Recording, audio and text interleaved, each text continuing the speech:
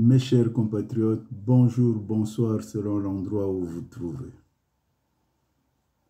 Je viens vous lire la réaction du nzoïsme suite à la rencontre des mafieux du PCT. Pierre Ngolo veut-il sauver le soldat Kiki? Partant de son entourloupe au Sénat où il a parlé au nom de la représentation nationale, c'est-à-dire du peuple, Pierre Ngolo venait de convoquer un débat à l'hémicycle entre les élus et le gouvernement à la procédure y afférente.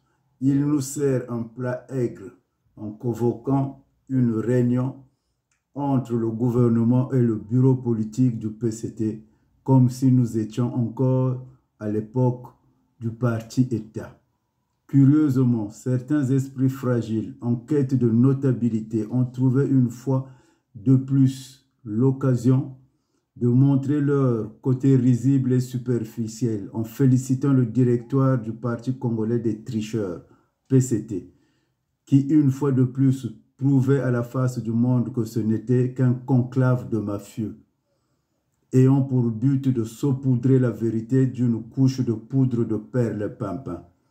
Comment peut-on parler d'une concertation responsable et sérieuse lorsque le principal signataire de cette hérésie, Kiki Angwalima, se trouve actuellement sur les bords du golfe d'Aden après avoir pratiqué une partie de jet ski avec sa cohorte de losers?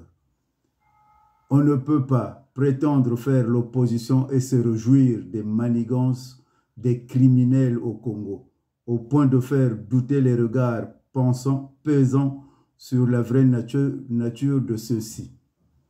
D'ailleurs, au regard du communiqué final de cette rencontre relayée par les réseaux du PCT, rien de rassurant et de précis n'a été dit sur la question cruciale de l'invasion rwandaise au Congo.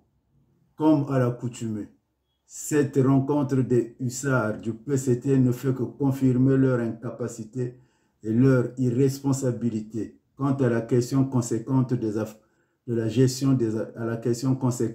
affaires publiques. D'où alors certaines voix redondantes ont appris que le PCT avait rangé dans les placards cette idée odieuse de cette relation incestueuse avec le Rwanda.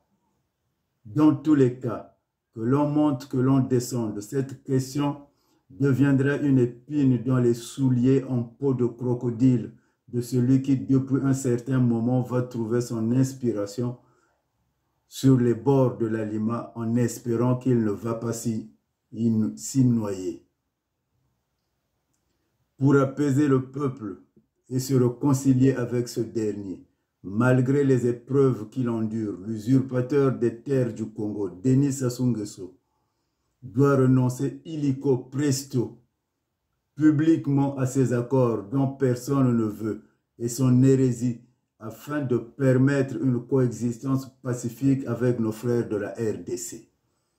Il ne doit pas créer des ennuis en cassant des noix sur la tête de notre voisin. Le Congo a une tradition en matière de politique étrangère qui est celle de la paix avec les pays limitrophes, Cameroun, Gabon, Centrafrique, Angola. L'entêtement conduit au précipice. Beaucoup de régimes autoritaires en ont fait l'amère expérience. Le Congo n'échappera point, car le peuple finit toujours par gagner. Aussi longtemps que durera la nuit, le jour finira par apparaître.